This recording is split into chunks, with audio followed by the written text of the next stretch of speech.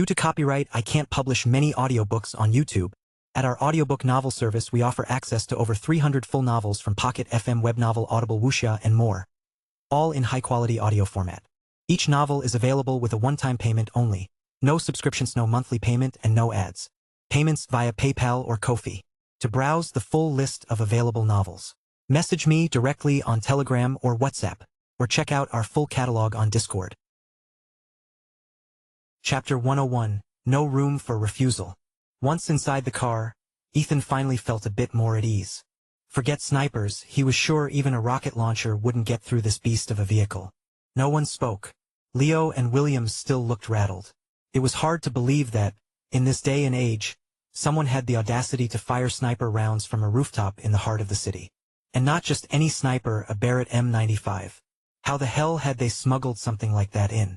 And what about the woman driving? She clearly wasn't just some random acquaintance. Both Ethan and Lila seemed to know her. After more than 10 minutes of silence, Lila finally spoke up. Celeste, what are you doing here? Protecting your precious boyfriend, obviously, Celeste replied. She had already ditched her mask, sunglasses now perched atop her head. Dressed in sleek black combat gear, she had an undeniable presence. Cool, sharp, and utterly unfazed. Your boyfriend, by the way, has pissed off some very dangerous people. You know who's after me? Ethan asked. Celeste glanced at him from the driver's seat. Want to know? That classified intel.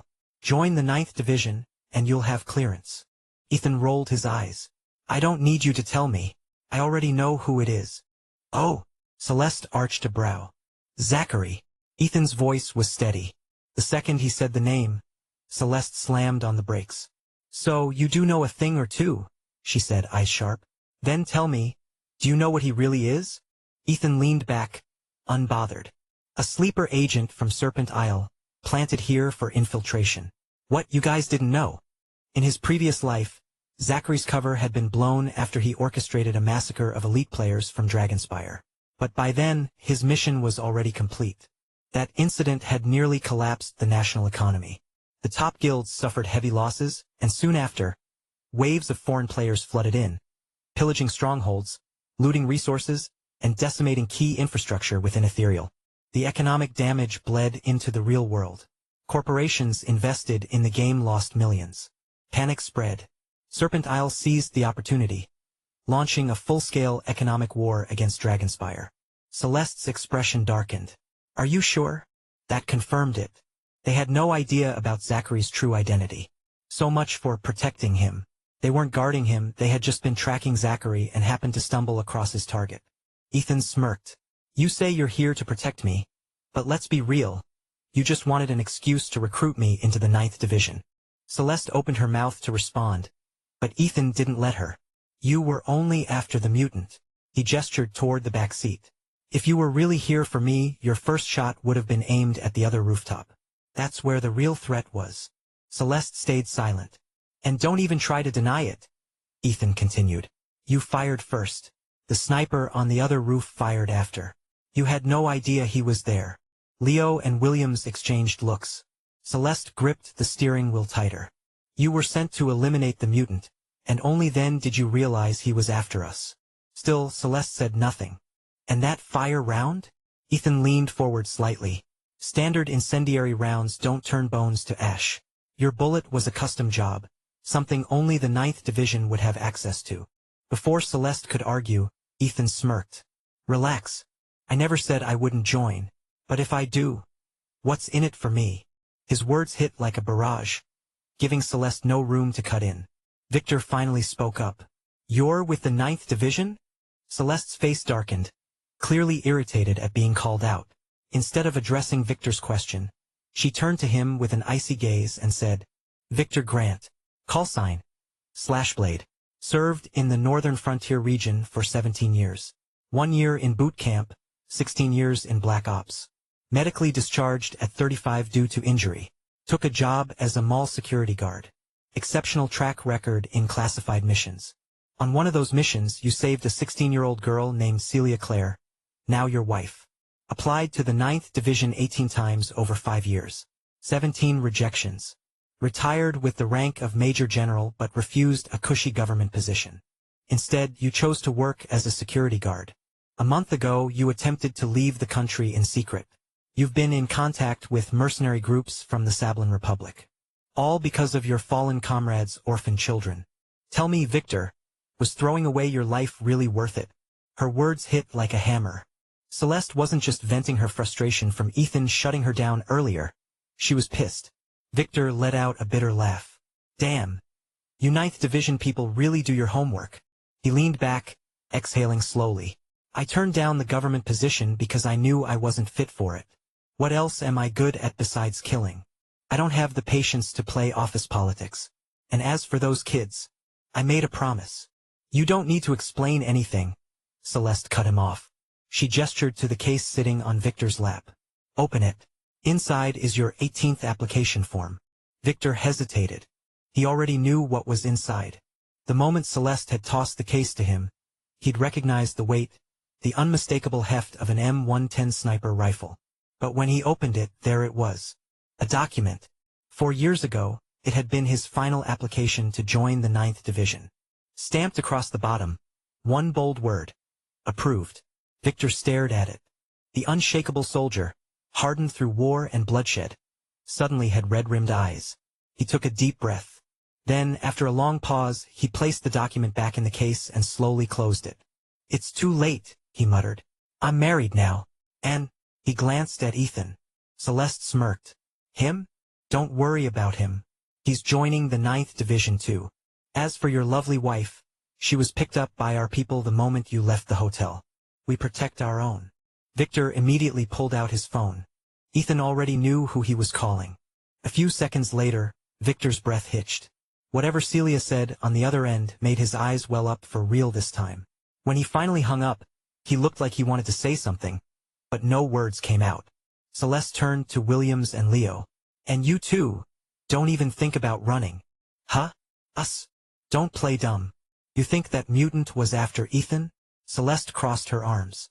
I had 2 missions. 1, recruit you 3 into the 9th Division. 2, eliminate that target.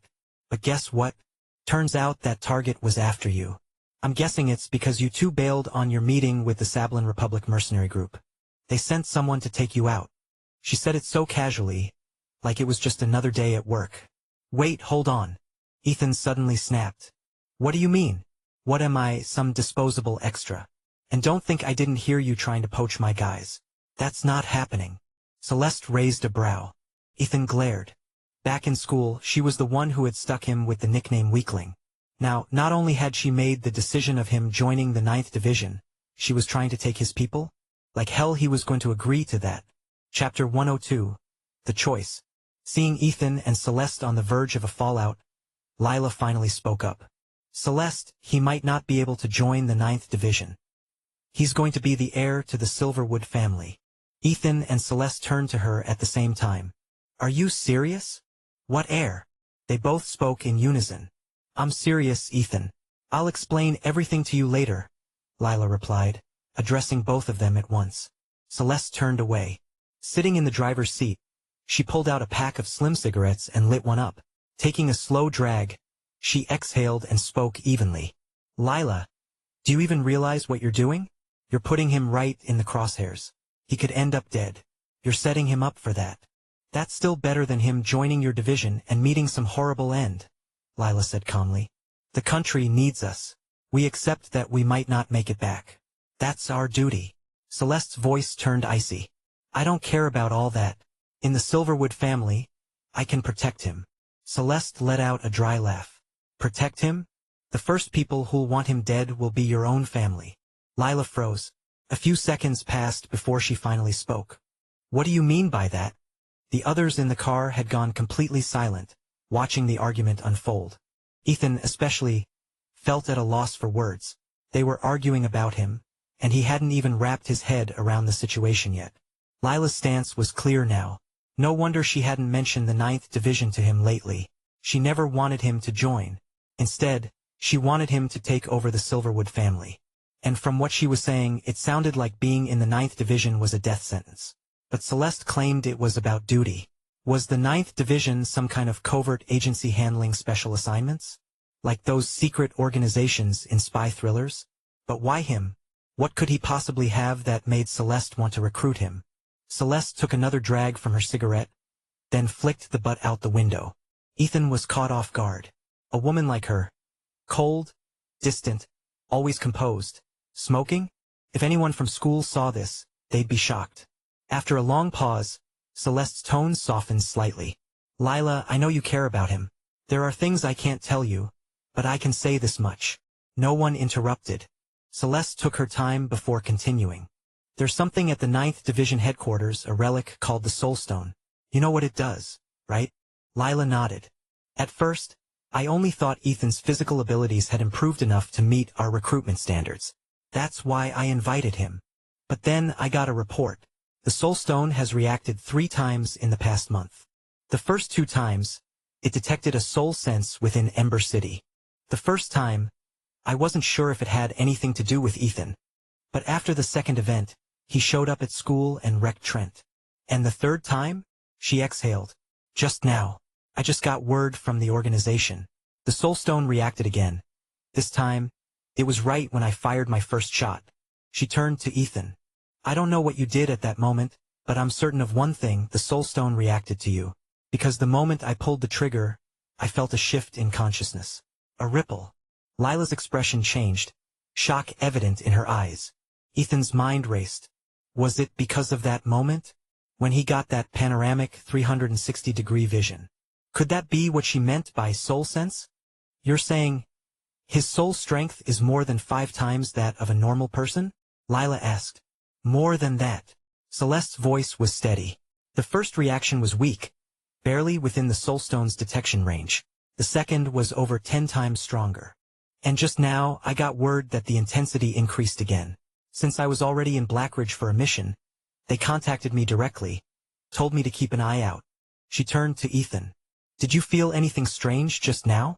And don't tell me dodging a shot from an M95 sniper rifle was just luck.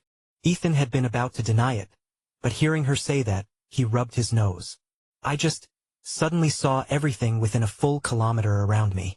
A full 360-degree view, no blind spots. And everything slowed down, like 100 times slower. Lila sank into her seat, her voice weak. Soul sense, it really is soul sense. How is this even possible? Her hands trembled. A person who can release soul sense, someone like that has a soul strength dozens of times greater than a normal person. That's the kind of person the Silverwood family would never allow to live. Celeste leaned back, watching her. Well, Lila, do you still think you can protect him? Her voice was calm but sharp. The Silverwood family built itself on strength. You know that. And you also know that soul wielders, people who are naturally gifted in combat, are a threat to them. 100 years ago, your great-great-grandfather's generation fought against a soul wielder. Nearly wiped out the entire family.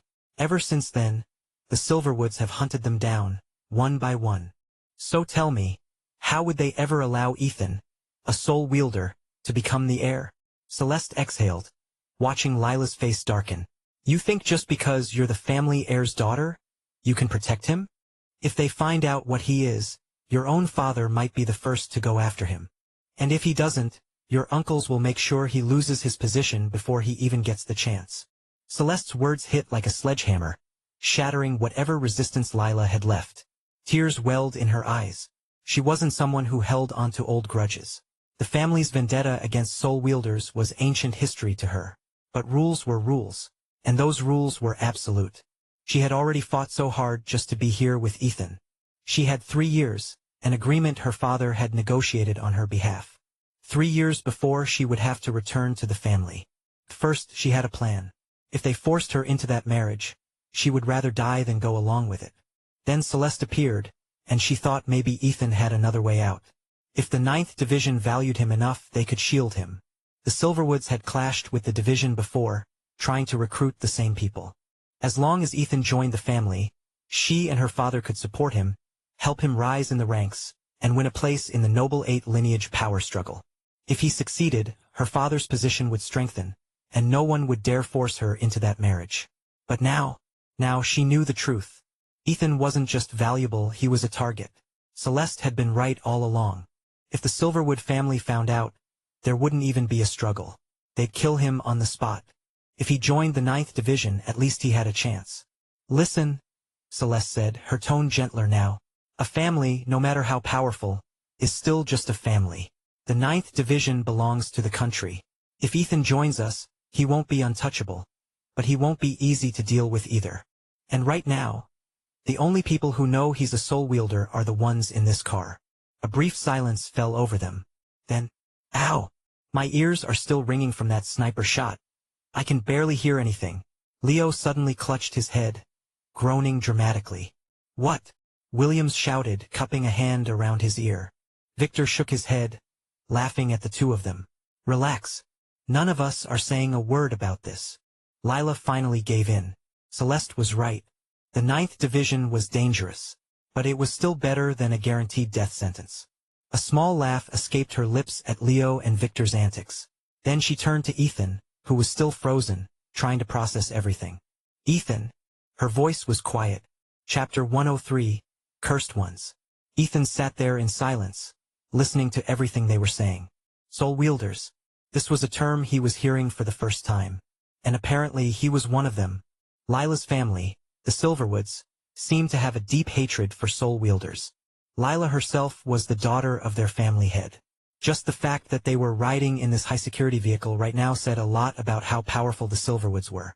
As for the 9th Division, it was clearly a government-backed organization. Only those with unique abilities were chosen to join. From the way Celeste spoke, it seemed like she was the only one in the division who knew what he was. She hadn't reported it yet. And her message was clear. The 9th Division could protect him from the Silverwoods. In this life, Ethan had encountered things he never would have dreamed of before. He had gone from being a cripple to becoming something the world feared. Did soul wielders really only have stronger souls? Was that all there was to it? Celeste had said the soul stone had reacted 3 times. The first time must have been when he woke from that 5,000-year dream, when the system had rewarded him with 5 times the soul power. The second was when he returned from the underworld after consuming countless ethereal blooms, further strengthening his soul. And the third was just now, when he had accidentally released his soul sense. That meant there was no mistake. Lila's voice pulled him from his thoughts. Ethan. He turned to her. What exactly is a soul wielder? The one best suited to answer that is the Silverwood heiress herself, Celeste said, glancing at Lila. Lila hesitated only briefly before speaking. A soul wielder is anyone whose soul strength is at least 5 times that of an ordinary person. No one knows exactly when or why that number became the standard, but history has shown one thing. Anyone who surpasses that threshold meets a tragic end. Some mutilate themselves. Some lose their minds and start killing indiscriminately. Some even die physically, but their souls become so powerful that they linger, causing chaos. There are many different outcomes, but they all share one thing. Lila's voice dropped slightly. They lose control. Some say soul wielders are cursed, that they were never meant to exist in this world. As for why my family hunts them down, she took a deep breath. It's because a soul-wielding warrior once almost slaughtered the entire Silverwood household. The family head at the time lost his wife and children to that man. The Silverwoods nearly collapsed. It wasn't until my grandfather's generation that we finally rebuilt our strength. That's why my family despises soul wielders. But it's not just the Silverwoods. Many people will kill a soul wielder the moment they encounter one. Part of it is jealousy. The other part is self-righteousness. If a soul wielder takes up combat training, their growth is ridiculously fast. And yet, the noble families, secret societies, and elite academies all use soul strength as their main selection criteria. The standard is 1.5 times that of a normal person. It's a contradiction. They want prodigies, but they refuse to accept anyone who surpasses 5 times the normal soul strength. Celeste, who had been listening quietly, finally spoke. That curse isn't absolute. Lila looked at her. You mean? Celeste nodded. The founder of the 9th Division was a soul wielder. No one knows his exact strength, but in the end, he just disappeared. But even after he disappeared, there were no reports of him wreaking havoc. And our current director's soul strength measures at 5.1. He's well past 70 now, and still perfectly fine. Celeste countered Lila's argument about soul wielders being cursed. Maybe disappearing is just another form of misfortune, Lila said lightly. As for Director Vaughn, he never married, has no children, no family. Isn't that a misfortune in itself? Who can say for sure? Celeste shot her a sharp glare. The word misfortune echoed in Ethan's mind. Never marrying, no children. Ethan looked at Lila. That won't happen to me, right? A voice suddenly rang in his head. It won't. Holy! Ethan nearly jumped out of his seat. It was the first time he had ever heard Morzen's voice outside the game. His startled reaction made everyone else in the car turn and stare. And no, it's nothing, Ethan quickly covered. I was just feeling sorry for Director Vaughn. That's a rough life. That seemed to satisfy them. Meanwhile, he focused on the voice in his head. At this point, he didn't even want to question how Morzen was capable of doing things like this. The old guy clearly had powers beyond his understanding. Considering his name, and the fact that Morzen had been responsible for bringing him back to the past, Ethan wouldn't even be surprised if the entire game was something he created. But why? What was the point of making a game like this? Morzen never explained, and Ethan never asked. You're saying I won't bring misfortune? He asked in his mind. Correct. Your soul strength was granted to you after rebirth. Does that make a difference? Human soul strength comes from the soul itself. And where do souls come from? Where? Ethan asked. Are you an idiot? You've been there. Ethan's eyes widened. Wait. You mean the underworld? Morzen ignored him and continued. By their measurement standards, souls allowed to reincarnate from the underworld are capped at a maximum soul strength of 4.9. An average person has a soul strength of 1. Those above 1 are usually powerful beings who resisted the underworld's laws through sheer force. But no matter how strong they were in life, when it comes time for reincarnation, their souls are ground down to 4.9 or lower. That's the hard limit.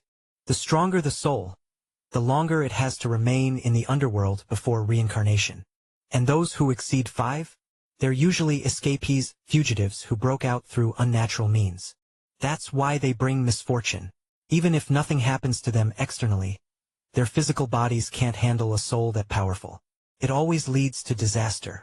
This is one of the reasons I had you choose the Druid class and distribute your stats evenly. So, you're saying I really won't bring misfortune? Ethan asked again. Just don't get cocky, Morzen said vaguely. What the hell does that mean? When have I ever been cocky? Ethan shot back. It means don't go throwing your soul power around before you're strong enough. If something notices you, well, even I won't be able to help you then. Ethan paused. Morzen's tone was oddly serious. It almost sounded like he was worried about him. Feeling the moment was right, Ethan asked, then how do I get stronger? Your biggest priority right now is fully awakening your bloodline power. Seriously? I'm already level 30-something, and I still haven't unlocked it. Morzen clicked his tongue. That's what I'm saying.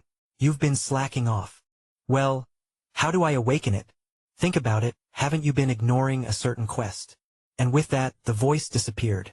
Chapter 104. No Way Out. Ethan was still deep in thought when Celeste glanced around the car. If no one has anything else to handle, we're heading back to Ember City now. If you need to deal with something, you can meet me there in 3 days. No one objected. Only Leo made a quick phone call to check in with his family. As the car rolled forward, Ethan turned to Celeste. That sniper, did you take him out? No. He got away. Sniping isn't my specialty, Celeste replied casually. Victor nearly face-bombed. Not her specialty? If that insane reload speed isn't specialized, then what the hell am I? Does she even realize how much of a confidence crusher that statement is for an actual sniper? Victor kept those thoughts to himself. His military discipline told him to follow orders without question. If the 9th Division had approved his recruitment, there had to be a reason. Leo, on the other hand, had no such restraint. His mind worked in unpredictable ways, and during his time in the military, he had caused his fair share of trouble, including openly arguing with his commanding officers. So naturally, he spoke his mind. What exactly are we doing in this 9th Division, anyway? I already retired from the military. I barely got a few years of peace, and now they're throwing me back into some special ops nonsense. I'm telling you right now, if this means spending weeks camping out in some godforsaken forest again, I'm out. I nearly lost my mind living out there. Before he could continue ranting, Celeste slammed the brakes. The car, which had been cruising at nearly 80 miles per hour, came to an abrupt halt. Everyone nearly flew out of their seats. Leo barely had time to process what happened before Celeste snapped at him. "You think you get to decide?" Her voice was sharp, cold. "If you don't want in, get out. But don't think for a second that this recruitment was the higher-ups' decision." She sneered. "If I wasn't planning to cut off Ethan's other options, do you really think you three would even qualify? If I had confirmed earlier that he was a soul wielder, I wouldn't have wasted my time with this. I'd already be halfway to the beach with some cute girls, enjoying life." Williams raised a brow. "Cute girls?" Victor blinked. "Beach trip?" Ethan narrowed his eyes. "Cut off my options?" Leo, on the other hand, blurted out the worst possible reaction. "What, you into chicks or something? That explains a lot." Victor quickly wrapped an arm around Leo's neck, clamping a hand over his mouth before he could dig himself into an even deeper hole. The tension in the car was suffocating. Celeste radiated a chilling aura, the temperature seemingly dropping to freezing levels. The only one unfazed was Ethan. He locked eyes with her. "Explain. What do you mean by cutting off my options? What do you mean my friends don't qualify?" Celeste kept staring at Leo for a few more seconds, as if memorizing his face for later punishment, before finally turning away. She started the car again and answered nonchalantly. "You've been running that little guild in Ethereal, haven't you? Renegade Alliance or whatever you call it. Living the good life, gaming all day, avoiding responsibility. So, I decided to bring these three in. Then, I plan to drop them off in some isolated mountain where even a satellite connection wouldn't work. No guild management. No reinforcements. Eventually, Renegade Alliance would collapse, and with all the enemies you've made, your time in Ethereal would be over. And once Lila left, you'd have no choice but to follow me into the 9th Division." Ethan stared at her, then burst out. "That's it? That's your master plan? You really think taking them out of the game means I can't find new people? And what do you mean Lila's leaving? You better explain that right now." Celeste didn't even blink. "Go ahead. Recruit more. I'll just make them disappear, too." Ethan's frustration boiled over. "The hell is your problem? Before you even knew I was a soul wielder, why were you so hellbent on dragging me into this?" Celeste scoffed, but didn't answer. Instead, she glanced at the rearview mirror, right at Lila. That split-second look said more than words ever could. And Ethan saw it. His mind connected the dots instantly. Lila, leaving. His vision blurred for a moment, his blood surging. Without thinking, his hands gripped the seat. Then his legs shot forward. Bang! Celeste had never expected him to attack her directly. His foot smashed into the side of her face. Her head jerked from the impact, slamming against the car window with a loud thud. Ethan yanked the gear shift into neutral. He lunged forward, throwing a punch straight at Celeste's face. Each hit landed with a furious rhythm. "You think you can just do whatever you want? Huh? Ha! Damn shame, too. You're actually pretty, but you just love making enemies, don't you? Acting all high and mighty, pretending you don't like guys. I'm telling you right now, Lila is mine. Stay the hell away from her." Celeste fought back, but she was at a disadvantage. Pinned in the driver's seat, she had no space to move. All her combat skills were useless in such a tight spot. And Ethan? He felt like he was made of steel. She landed a few hits on him, but her hands went numb from the impact. He didn't even flinch. With no way to dodge or block, her flawless face was soon bruised and bloody. Ethan kept hitting, voice sharp with rage. "You think just because you're a woman, I won't hit you? If you were normal, I might hold back. But no, you had to pull this shit. Trying to mess with my life. Trying to ruin my friends. Who the hell do you think you are? You're just a pretty face with a rotten heart." No one had expected Ethan to snap like this. Not even Lila. She had seen the way Celeste looked at her, but never imagined Ethan would react so violently over one glance. This was a complete reversal. Celeste had been the top-ranked fighter in school, while Ethan was the guy everyone wrote off as useless. Yet here he was, pinning her down and beating the hell out of her. For a moment, everyone forgot to intervene. Half a minute passed before Lila finally snapped out of it. "Ethan!" She rushed forward, trying to pull him off. But then she realized something. Ethan was too strong. There had been a time when she could easily kick him across a room. Now, she couldn't even budge him. "Help me!" she shouted at the others. That snapped them out of their shock. It took all four of them to finally pry Ethan away. As they held him back, Celeste took the opportunity to throw one last punch. Crack. Blood gushed from Ethan's nose. Then, she followed up with a brutal kick to his gut, stopping just shy of full force. Celeste wiped the blood from her mouth and glared at him. "You actually hit a woman, you bastard." She turned to Lila. "You see this? This is your dear boyfriend. No class, no control. He actually hit a woman." "You call yourself a woman?" Ethan snarled. He struggled against the three guys holding him back. "Let go of me. Get your hands off Lila.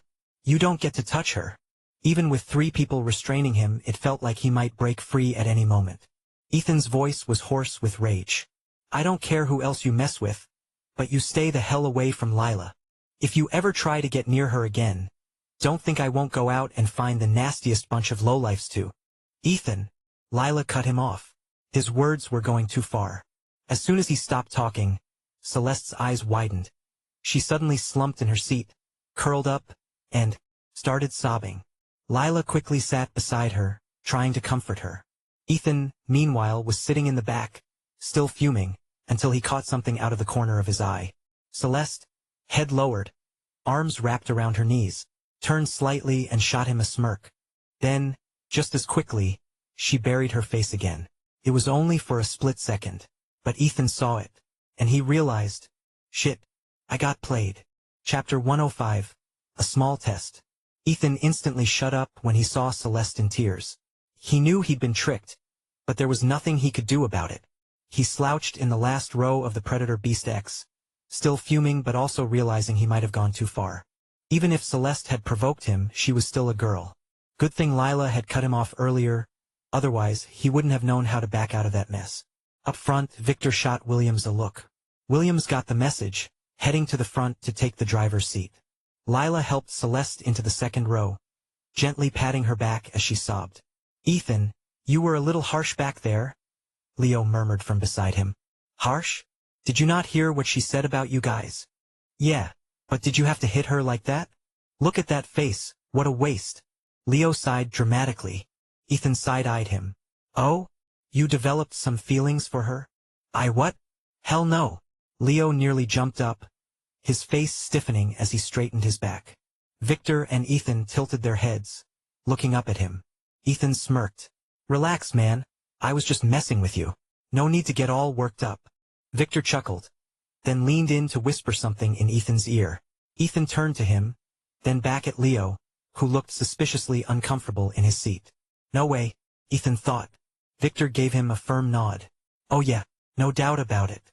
The guys got it bad for Celeste." Ethan was stunned. "That's a hell of a situation. Celeste doesn't even like men. Leo's got zero chance. By the way, Vic, where's your sister?" Ethan had heard plenty about Victor's sister, but she was nowhere to be seen at the wedding. Considering how late Victor was getting married, wouldn't his sister have been the first to show up? Victor glanced at Leo, who had conveniently moved to the row behind Celeste, then pulled out his phone. He opened a picture. In it, a younger Victor stood amid a wreckage, his arm around a girl who looked about 20. The girl had a round face, a stocky build, and at a rough guess, twice Leo's size. Ethan frowned. "Wait, you got married? And she didn't show up?" Victor chuckled. "This is Celia. I took this photo when she was 16, right after I pulled her out of the rubble." Ethan was stunned. "Wait, this is..." He'd met Celia before. She was drop-dead gorgeous, second only to Lila and Celeste. But at 16, she'd been massive, and somehow she looked way older than she was. Victor put his phone away, grinning. "Back when we were in the military, Leo saw this picture and asked me who she was. I casually said she was my sister. After that, Williams kept using it to mess with him. To this day, Leo still doesn't know the truth." Ethan facepalmed. Leo's brain, man. Sometimes the guy was way too sharp. Other times, clueless. Still, Ethan couldn't help but feel a bit envious. Victor had two solid friends watching his back. Then again, wasn't Leo the same for him? In his last life, Leo had looked after him for 4 years. This time around, it was Ethan's turn to return the favor. And as for the 9th Division, he'd see for himself what kind of place it really was. Under. The highway stretched endlessly ahead. Victor and Leo had already dozed off. Even Celeste seemed asleep. Ethan sat alone in the back row, watching the world blur past the window. Lila quietly slipped into the seat beside him. Without a word, she reached for his arm and pulled it close, hugging it to her chest. Lila leaned against Ethan's shoulder. "Effie, find some time to apologize to Celeste. Okay? I'm not, ow." Ethan yelped as a sharp pain shot through his waist. Williams glanced back from the driver's seat, smirking before turning forward again. Victor simply pulled his jacket over his head, pretending to be asleep. "What the hell?" Ethan grumbled. Celeste had thrown a few punches at him earlier, and he'd barely felt them. But Lila? Just 2 fingers, and it hurt like hell. As soon as the pressure on his waist disappeared, Ethan muttered, "Fine. I'll do it if she stops plotting against me. Don't worry, I've got it handled," Lila declared proudly. "You? Handled it?" Ethan turned his head and found her face right in front of his. "MHM." Before she could finish, Ethan leaned in. Their lips met. Lila froze completely, her body stiff as a board before melting like water. It was just a light kiss, nothing more. Ethan pulled away, meeting her wide, stunned eyes. Lila's cheeks turned bright pink as she ducked her head, too embarrassed to look at him. But instead of letting go of his arm, she held onto it even tighter. "So? How'd you handle it?" "You haven't said." Ethan grinned, teasing her. "Humph. Not telling. Just know that it's done." They stayed close, quietly wrapped up in their own little world, until Victor suddenly stood up. "Don't mind me, carry on," he said before heading to the front seat. Lila buried her face in Ethan's arm in embarrassment, while he just laughed, unbothered. Under. Ethan wasn't sure how much time had passed, but when he opened his eyes, sunlight was streaming into the car. He'd actually fallen asleep. It had been years since he slept like this. In his last life, ever since Ethereal launched, he had spent every night in the game. Real sleep? He had almost forgotten what that felt like. Lila was still curled up against him, breathing softly. Glancing outside, he noticed they had left the highway and were now parked by the roadside. Carefully, he laid Lila down in the back seat so she could rest properly, then climbed to the front. Williams was still in the driver's seat, but instead of driving, he had his VR headset on, fully immersed in the game. Victor and Leo were the same. Ethan checked the time, just past 6. Since Ethereal servers were still online, they had probably stopped in Ember City while he was asleep and logged in to grind levels. Celeste sat in the second row, wearing sunglasses and a black mask. Ethan wasn't sure if she was asleep or just ignoring him. Stepping out of the Predator Beast X, he stretched, letting out a sigh. As he turned around, Celeste followed him out. "Guess she was awake after all." I'm sorry. I was wrong last night. I shouldn't have." Celeste ignored him. She pulled out a cigarette, lowered her mask, and lit up. Ethan noticed the bruise at the corner of her mouth. His attempt at an apology was met with cold indifference. "Awkward." "You weren't wrong," Celeste finally spoke, exhaling a thin stream of smoke. "I was. If someone set me up like that, I'd have reacted the same way. If you hadn't fought back, I'd actually look down on you." Her voice was flat, unreadable. "I need people like you. People who do anything for their friends, for the ones they love." This was just a small test. She took another drag of her cigarette. "I used to have friends like that. Teammates. They're gone now." Ethan's expression shifted. "Gone?" Celeste nodded. "Dead." A heavy silence hung between them. Ethan hesitated before asking, "Killed in action?" Celeste was quiet for a moment. "If that were the case, it wouldn't be so bad." She exhaled slowly. "But no, they were betrayed." Chapter 106, Hidden Game. As their conversation continued, Ethan started to understand Celeste a little better. She had joined the 9th Division at just 15. Her abilities weren't those of a typical fighter. She was something else. Controller. Through her, Ethan learned about the hidden world lurking beneath the surface of society. Controllers, in simple terms, were people with unique abilities. The thing they encountered last night? That was a mutant. Mutants could alter their bodies in different ways, adapting to their abilities. Some could morph their limbs into weapons like the guy they fought yesterday. Others could transform into beasts or take on entirely new forms. Celeste explained that the one they encountered wasn't particularly strong. He could only change his arm into a blade. But that blade had a unique ability. The crimson glow surrounding it wasn't just for show. It absorbed blood, converting it into energy. The more he killed, the stronger he became. Then, Celeste revealed her own power. Her speed and strength? Not innate. She manipulated the air around her, reducing resistance, increasing force, or propelling herself forward. However, her ability had limits. She could only affect the air in her immediate surroundings. True long-range manipulation, the kind found in fantasy movies, hadn't been seen in ages. These days, whether it was controllers, mutants, or even soul wielders, their power was measured by physical combat ability. Their unique skills? Just support tools. Celeste admitted that she hadn't sensed Ethan's strength through some advanced perception. It was when they brushed past each other in the training room. She had felt an unnatural shift in the air. At first, she assumed he had awakened a speed or strength-based ability. Celeste had never heard of anyone awakening soul power.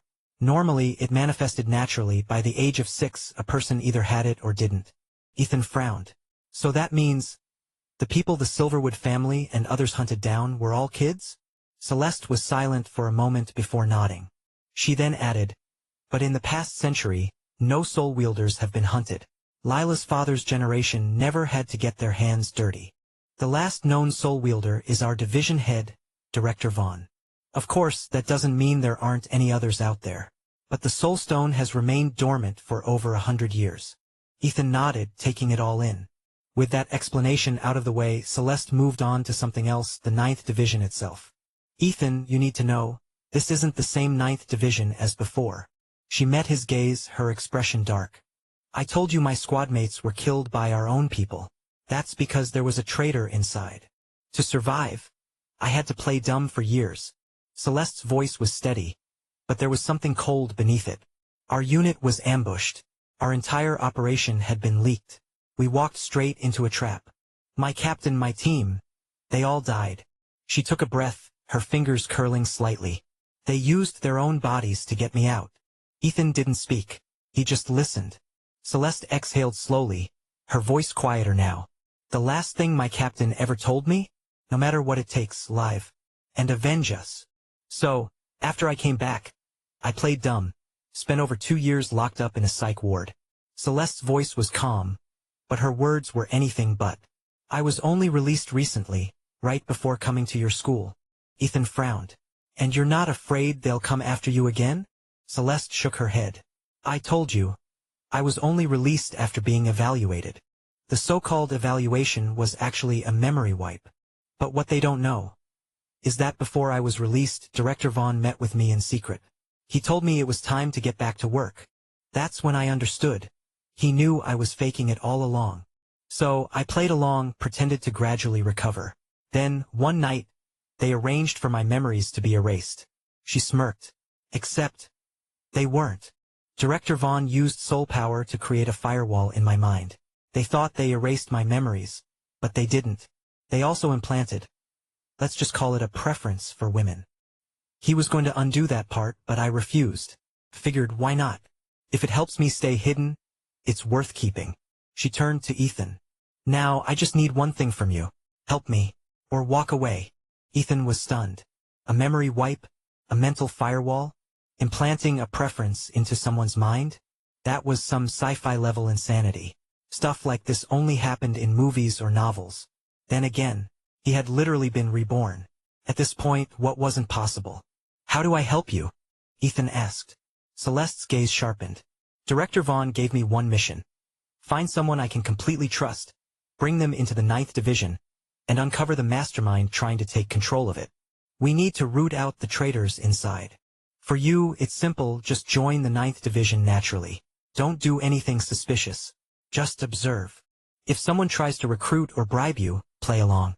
If possible, infiltrate their inner circle and find out who's pulling the strings. Ethan raised an eyebrow. So, you want me to be a spy? And you just trust me like that? What if they offer me something too good to refuse? Celeste smirked. You can try. Just don't blame me if I steal Lila from you. Even behind her dark sunglasses, the way her lips curled up was undeniably attractive. TCH, once I figure out how to use soul power, I'll erase that weird quirk of yours. Maybe even give you a thing for, oh, I don't know, flirting with every guy you see. You wouldn't dare. Why wouldn't I? Remember, I'm a soul wielder now. You should be a little more respectful. Ethan snatched the cigarette from her fingers and lit one for himself. Celeste rolled her eyes. You think soul power is that easy to control? You can't just edit someone's mind whenever you feel like it. If the target resists, the backlash could kill you. Best case scenario, you'd be coughing up blood for a week. Worst case, your soul shatters completely. She exhaled slowly. Soul power is strong, but dangerous doesn't even begin to describe it. Focus on training. Get stronger as a fighter first. If you mistakenly expose your identity as a soul wielder, I guarantee you won't be able to survive for. She lifted a finger. Ethan narrowed his eyes. 1 day. Celeste shook her head. 1 hour. Ethan almost laughed. Come on. You're exaggerating. Try me. Ethan scoffed internally. 1 hour? Please. I have old man Morzin watching over me. And as if on cue, a voice echoed in his mind. She's right. Ethan nearly jumped. Damn it, old man. Can you stop popping out of nowhere? You're gonna scare me to death one of these days. Chapter 107. A place to stay. Ethan grumbled to himself but got no response. Morzin had only spoken that one cryptic phrase before going completely silent. It seemed like he was agreeing with Celeste's warning. Ethan sighed and turned to her. All right, but what about my guys? If you really planned on tossing them into an isolated mountain, we'd have a serious problem. Celeste glanced at the car. They may not have special abilities, but they're top-tier military talent. They won't be part of the 9th Division's Corps, but they qualify for squad roles. With them, that makes 5 of us. We just need 1 more to form a full task force. Most squads in the 9th Division have a similar setup. It's not like every team is full of controllers or mutants. People with special abilities are rare. Ethan thought for a moment. And outside of missions, what do we actually do? He had a reason for asking. After all, he still needed to play Ethereal. His strength came from the game. Morzin had told him that growing stronger in Ethereal would make him stronger in reality, too. Not to mention, he had a divine bloodline.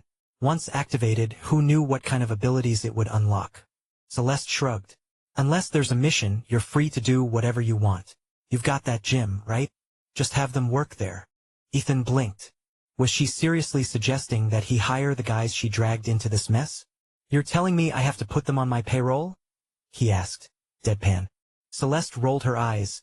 Though with her sunglasses on, he couldn't see it. Since they're in the 9th Division, they'll get paid. Don't worry, the benefits are solid. And with that, she climbed into the car. Ethan sighed, pulling out his phone.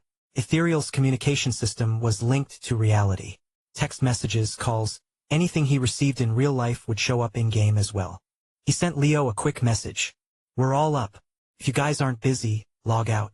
Let's grab some food and figure out our next steps. After finishing his cigarette, Ethan climbed into the car just as Leo, Victor, and Williams were taking off their VR headsets. He settled into the front seat and gave Williams directions. Their destination? His gym. The gym's 3rd floor had several empty rooms meant for staff housing. But since most of the employees had their own places nearby, the space had been sitting unused. Ethan led the group inside. For now, you guys can stay here. The place is empty anyway. Not much to do besides keeping an eye on things. But Quinn manages most of it, so just help out when needed. I'll find you all a proper place soon, and I'll get each of you a VR capsule. But for now, just make do. After sorting that out, he turned to Celeste. By the way, where's Celia? Victor had just gotten married. Splitting them up after only a day didn't seem right. Celeste answered flatly. At your house. What? And you're just telling me now? Ethan grabbed Victor and the others, rushing back to the villa. As they pulled up, Ethan immediately spotted Celia standing outside the house. She wasn't alone. 3 people stood with her, clearly security. They were probably the bodyguards Celeste had assigned to protect her. Victor frowned. Didn't you say Celia would be sent somewhere safe? His tone was sharp. When it came to her safety, he wasn't going to compromise. Celeste, unfazed, replied, She is safe. This place has one of the most advanced security systems money can buy, cost over 100 million. You tell me, safe or not? Ethan raised a brow. He hadn't known that. He glanced at Lila, who simply nodded. Clearly she was aware. Right at that moment, Celeste stepped out of the car. All right, we're out. And just like that, she left. No further explanation. No concern. Ethan opened his mouth, then closed it. So you're just gonna dump Celia here, huh? But he couldn't say that out loud. Not in front of Victor and Celia. It would sound like he was kicking them out. Truth be told, he wasn't thrilled about the idea of someone else living here. He and Lila, this was their own private world. A third person? That just made things awkward. Victor must have caught on, though, because he scratched his head awkwardly. Maybe Celia should just stay at the gym with us, he offered. We'll be together, and there won't be any issues. Daytime, sure, Ethan said. But what about at night? Everyone's in ethereal then. He wasn't just speaking hypothetically. In his last life, being attacked while in the game had happened more than once. And more recently was right before his rebirth. VR headsets had motion detectors, so they'd issue a warning if someone approached. Problem was, the first time it happened, Ethan had been renting a tiny shared apartment. The walls were so thin, the alert went off constantly from his neighbors moving around. By the time he realized the real threat, it had been too late. Lila, sensing his discomfort, stepped forward and took his hand. Forget the gym. You guys can just stay across the street. Victor blinked. Huh. I was half asleep in the car earlier, so I forgot to mention it. There are a few empty villas nearby. She pointed to a house across from theirs. Same security setup as this place. Victor, you and Celia can take the biggest room on the second floor. Consider it your honeymoon suite. Then she turned to Leo and Williams. As for you two, third floor. You wouldn't want to get in the way of their alone time, right? Ethan noticed how she emphasized those last two words. Wait, did she just say a few empty villas? He'd been living here for a while and never saw neighbors. Hold up. Are all these houses Lila's? Leo and Williams exchanged glances, then groaned. So what, single people don't get rights? Lila grinned mischievously. Nope. But hey, if you guys ever find girlfriends, I'll let you pick one of those two villas. She pointed to the homes on either side of Victor's. Leo and Williams turned to inspect them, then looked back at her. Lila, you got any sisters? Leo asked hopefully. Yeah, Williams added. Older? Younger? Maybe a cousin? Lila rolled her eyes. Dream on. Leo threw up his hands. This isn't fair. Ethan's not as tall as me, not as handsome, and somehow he gets to live the good life. Ethan's foot met Leo's shin. You calling me a freeloader? He laughed. Leo stumbled back, clutching his leg dramatically. Did I lie? You're literally living off her, man. I'll show you who's freeloading. Ethan lunged at him. Victor, Celia, and William stood off to the side, shaking their heads, laughing. The tension from the night before finally faded, washed away by the morning sun. Only Lila, though she was smiling, still had something on her mind. And Ethan? Even as he joked around, his thoughts drifted to Celeste's request. How exactly do you play the role of a spy? Chapter 108. Recruiting Heaven's Dawn.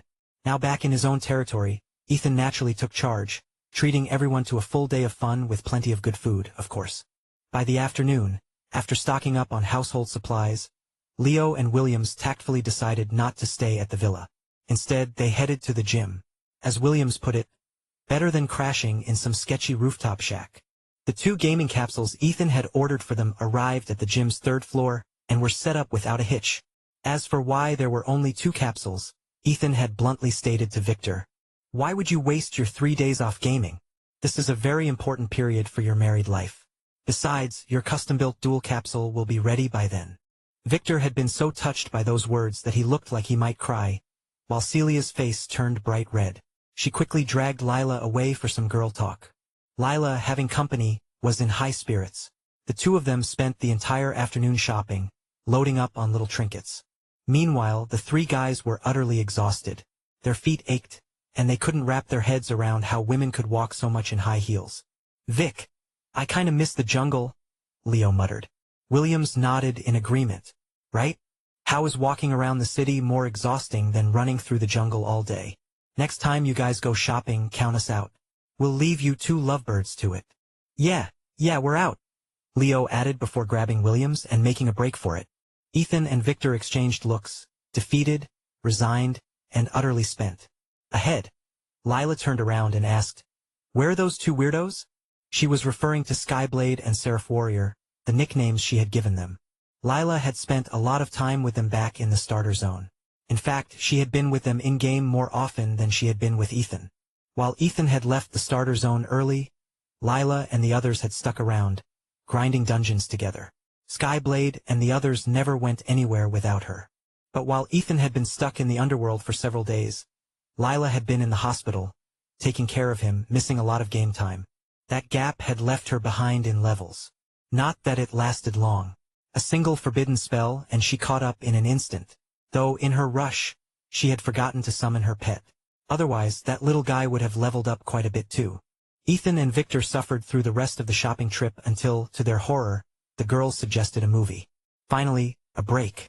Even two men as physically strong as them had been reduced to shambling wrecks after a day of shopping. At the theater, they both passed out, snoring lightly, only to be rudely awakened by sharp pinches to their sides. Ethan shot up. Movie's over? Time to go home. Lila's sharp glare brought him back to reality. Last night was exhausting. Really exhausting. Failing to come up with a better excuse, he awkwardly shut up. By the time they got back to the villa, it was already past 10. Ethereal had been online for over 4 hours. After changing into his sleepwear, Ethan slipped into Lila's room, messing around with her until she fled to the bathroom to clean up. Satisfied, he returned to his own room, showered, and climbed into the gaming capsule. Logging into Ethereal, the first thing Ethan did was check the leaderboard. 3 days had passed, and quite a few players had already reached level 22. Most were at least level 20 by now. That old man Morzen claimed he still had an unfinished task, which was why he couldn't officially awaken the divine bloodline yet. What task was it exactly? Ethan had no clue. The moment he logged in, a message from Skyblade popped up. Boss, I heard a lot of guilds are trying to clear Howling Caverns. Let them have fun clearing it, Ethan replied casually.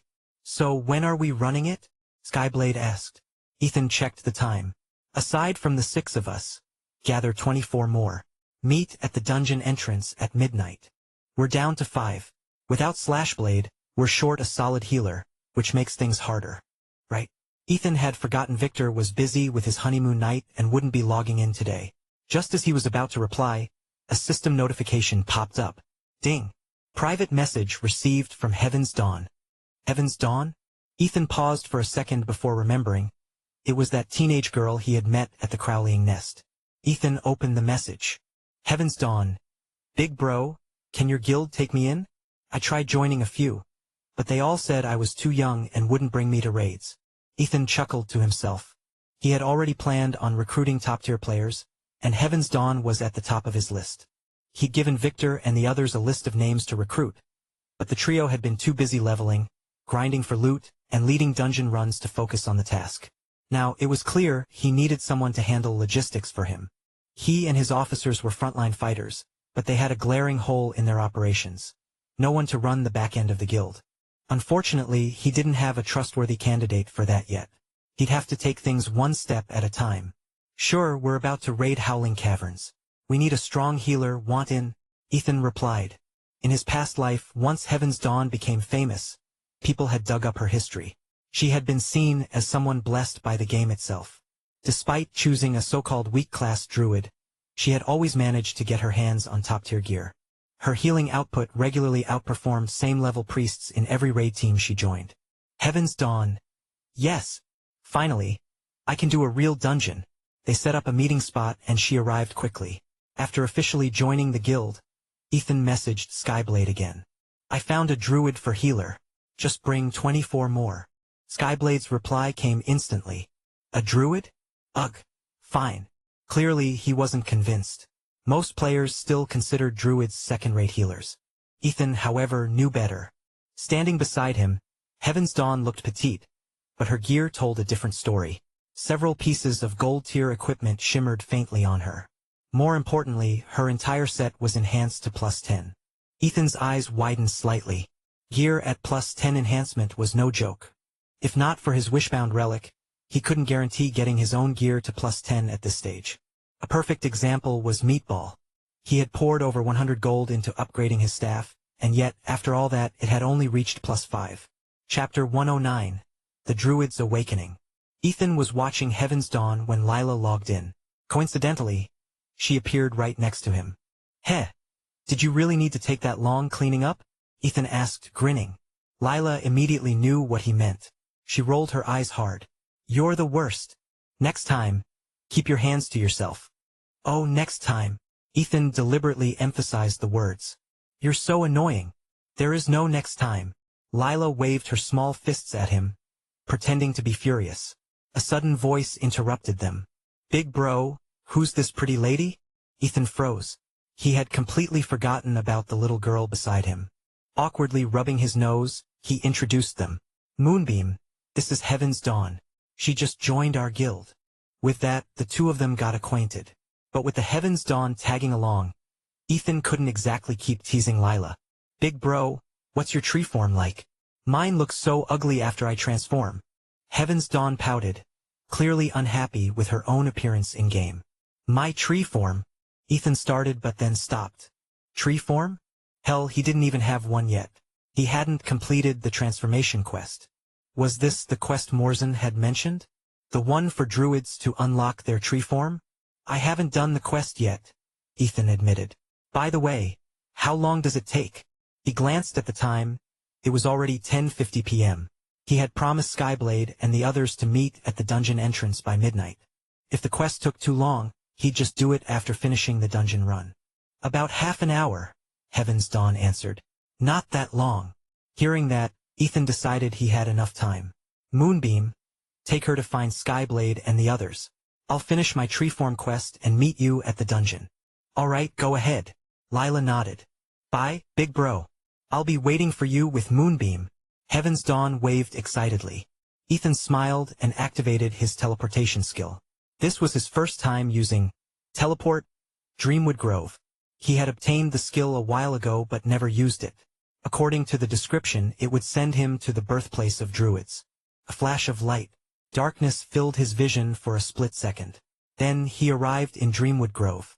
Or rather, the outskirts of it. Ding. Server announcement. Congratulations to player, not a druid, for being the first to reach Dreamwood Grove. The Dreamwood Grove map is now unlocked. All druids. Teleport. Forest of Nature skill has been upgraded. Ding. Server announcement. Congratulations to player, not a druid, for reaching Dreamwood Grove and establishing a connection with the ancestral homeland. The first druid sanctuary has been activated. Ding. Server announcement. System upgrade in progress. The ancestral blessing has been introduced to Ethereal. All druids' growth stat has increased to 12 star, previously 10 star. Ding. Server announcement.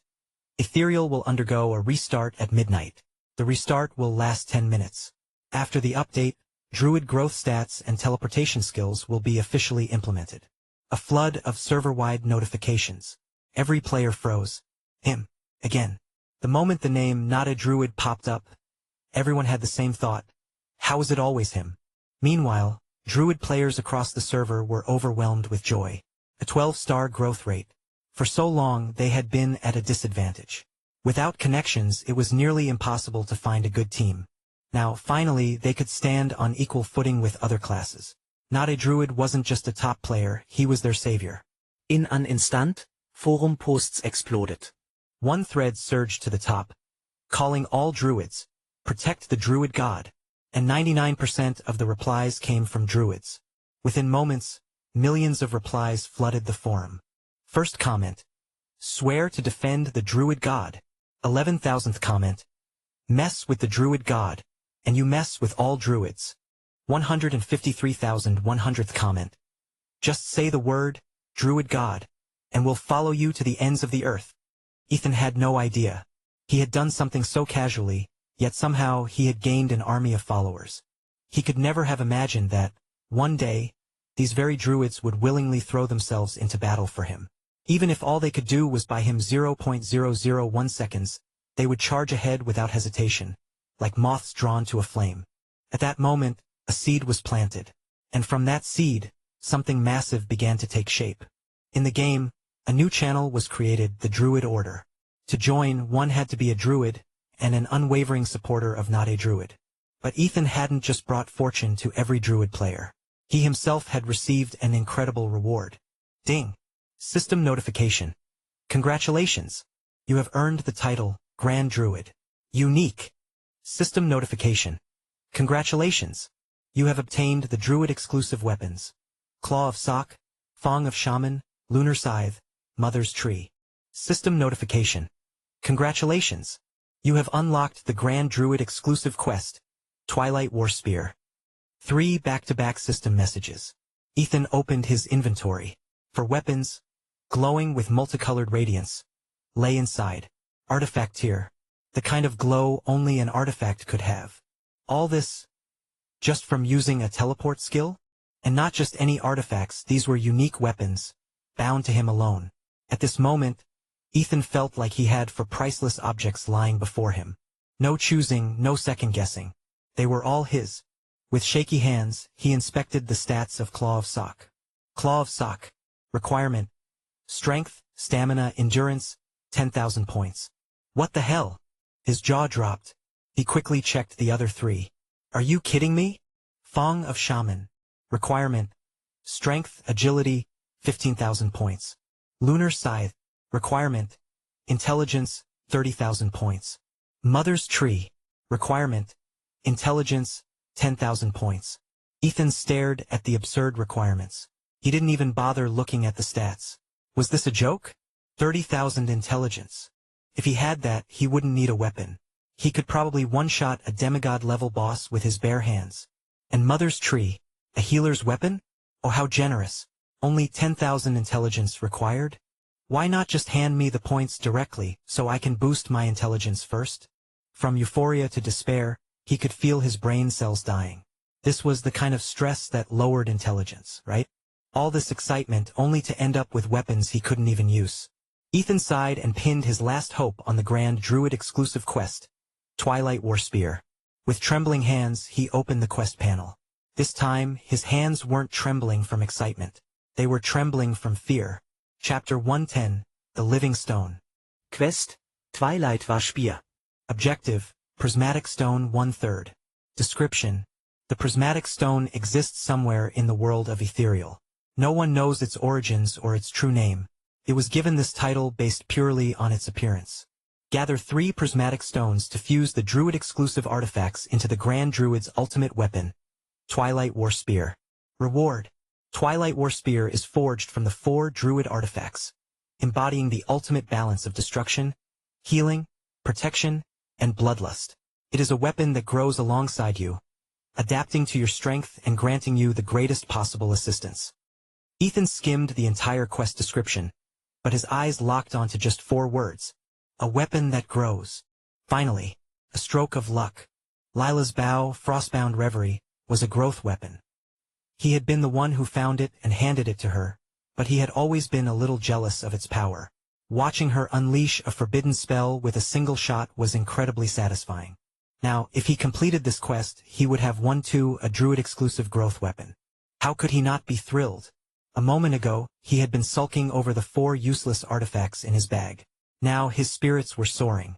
It turned out those artifacts were just materials to craft the Twilight War Spear. If 4 artifacts were merely the ingredients, what tier would the final weapon be? At minimum, legendary tier, right? No one had ever heard of anything stronger in ethereal. But if this was a fusion process, then it might surpass even legendary. Ethan wasn't going to overthink it. Right now, he had a bigger problem. What exactly was a prismatic stone? In his previous life, he had never heard of such an item. He glanced at the quest objective 1/3. Ha! That meant he already had one in his inventory. Hurriedly, he opened his bag. His eyes landed on a strange, multicolored stone he had picked up in the Iron Mountains. Ethan was certain this had to be a prismatic stone. Back then, he had found it odd that the stone had no name. And just like the quest description stated, no one knew its origins. So that's how it was. If he had found one in the Iron Mountains, then, could more be obtained there? But the moment he had that thought, reality slapped him in the face. That stone had only dropped after Lila wiped out tens of thousands of monsters with a single forbidden spell, Winter's End. If he had to farm them the normal way, who knew how long it would take? This drop rate was insane. Ethan let out a sigh and pulled the stone from his inventory. The instant it was exposed to open air, a violent gust of wind erupted. A terrifying suction force surged forth. The surrounding grass and flowers withered at a speed visible to the naked eye. The Dreamwood Grove trembled as chaos spread. Several grove sentinels rushed toward him. At that moment, Ethan wanted nothing more than to throw the stone away and tell the soldiers, "I swear this has nothing to do with me." In the forest of nature, any destruction of the land resulted in forced exile or immediate execution. But when he tried shaking it off, the stone refused to leave his hand. Luckily, when the first soldier, a Servidian guardian, whose lower body resembled a stag and upper body a human, approached, he simply bowed. "Honored Grand Druid, do you require assistance?" Ethan exhaled sharply. Phew, at least that title was worth something. Trying to play it cool, he nodded. "No issues. The prismatic stone is just absorbing energy. It'll be done soon." He had no idea if that was true, but he had to say something. Though, judging by the stone's reaction, it did seem to be drawing in the life energy around it. Its glow was growing even more intense. But how long would this take? "Honored Grand Druid." The Servidian guardian spoke again. "A prismatic stone requires 6 elemental forces to awaken gold: wood, water, fire, earth, and life." He gestured toward the stone in Ethan's hand. "Yours is still missing water and life. You may visit the lunar well. It contains both elements." Ethan stared blankly. "Awaken? Awaken what?" Under. Ethan followed the guardian to the lunar well. As soon as they arrived, he could see the energy radiating from the well, pure life force flowing into the prismatic stone in his hand. Along with it, water vapor from the well also fused into the stone. 15 minutes passed. The absorption slowed, and the stone seemed to reach its limit. Ding! System notification. Hidden quest activated. The awakening of the prismatic stone. Ethan barely had time to check his quest log before. Crunch! The stone bit his finger. A sharp pain shot through his hand. Instinctively, he flung it away. Ding! System notification. Hidden quest. The awakening of the prismatic stone, Phase 1. Bonding complete. What the hell? And just like that, the bonding process was done? Before he could react, the stone he had tossed away whooshed through the air and flew right back to him. It didn't just return. It burrowed into his hand. Ethan stared at it in horror. The stone could fly? Was it trying to become sentient? He immediately threw it again. This time, when the force wore off, the stone didn't fly back. Instead, it simply vanished. The next moment, poof, it reappeared on his head.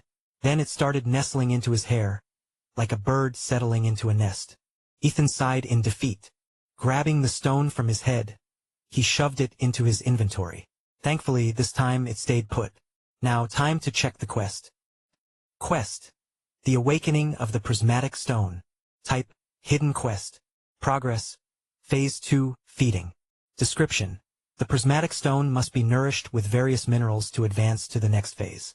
The rarer the mineral, the faster. If you want access to fast updates or the full novel in high-quality audio, contact me now and buy.